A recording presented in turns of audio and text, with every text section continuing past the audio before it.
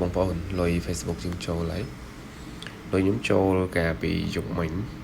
នេះចូលបាន225ចឹងយើងធ្វើការដកវាមកដល់យើងចុចពាក្យ transfer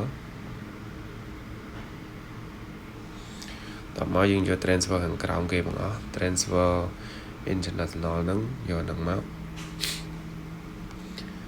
នេះវាទៀមទីដាក់លេខកូដចឹងដាក់លេខកូដឲ្យវាទៅ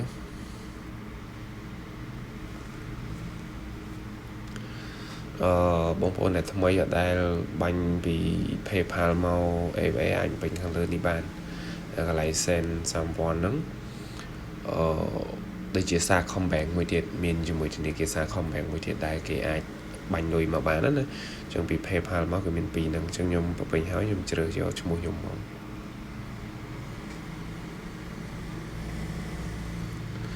នេះយើងដូរដាក់ដុល្លារមកណាមិនបាញ់ចូល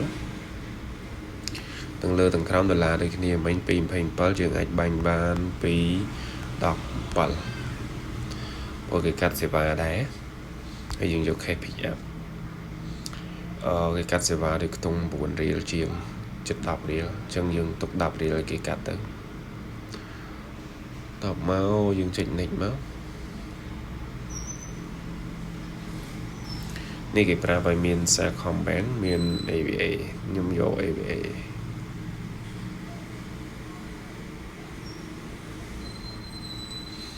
តមក next ទៀតមកព័ត៌មានចាស់យើងមិនដែលអត់មានកែសម្រួលអីទៀតទេចឹងគេដាក់ឲ្យកាត់ fee អូខេយើងឲ្យគេកាត់ fee ពី PayPal បើយើងមាន account ក្រោមនេះផ្សេងទៀតតែអត់បញ្ជាក់ហ្នឹងទេសូមបញ្ជាក់តែ PayPal យើងកាត់ fee ពី PayPal balance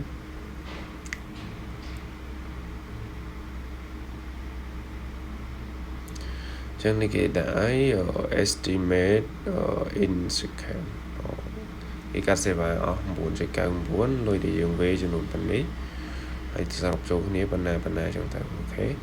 តមកចុច send ហើយយើង review ឲ្យគាត់ថាត្រូវហើយចុច send អូខេ processing start តមកចុច done តទៅទៀតលុយយើងត្រូវបានគេកាត់ហើយនៅសល់តែ14សេនទេនេះគេដាក់ឲ្យ send ទៅហើយបាទចឹងយើងចូលមកកន្លែង PayPal យើងទៅតែ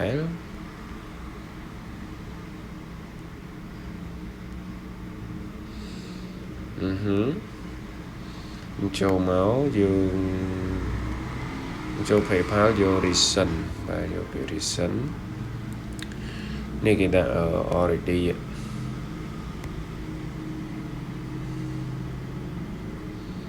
អូខេគេចាំតែយើង pick up ទេគេ already អស់ណាអញ្ចឹងយើងយក copy នេះមកនេះលេខកូដ QQ ហ្នឹង copy អាហ្នឹងយើងចូលមកកាន់ ABA ចូលមកកាន់ ABA របស់យើងមកហើយយើងចុចយកពាក្យ transfer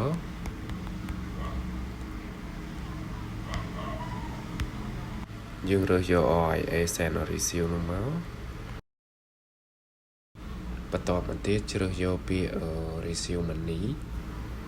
បំពេញលេខកូដដែលយើងបាន copy ពី PayPal មិញជ្រើសរើស account និងមុខងារបន្ទាប់មក confirm ទៅគឺលុយលោតចូលកុង ABA យើងហើយ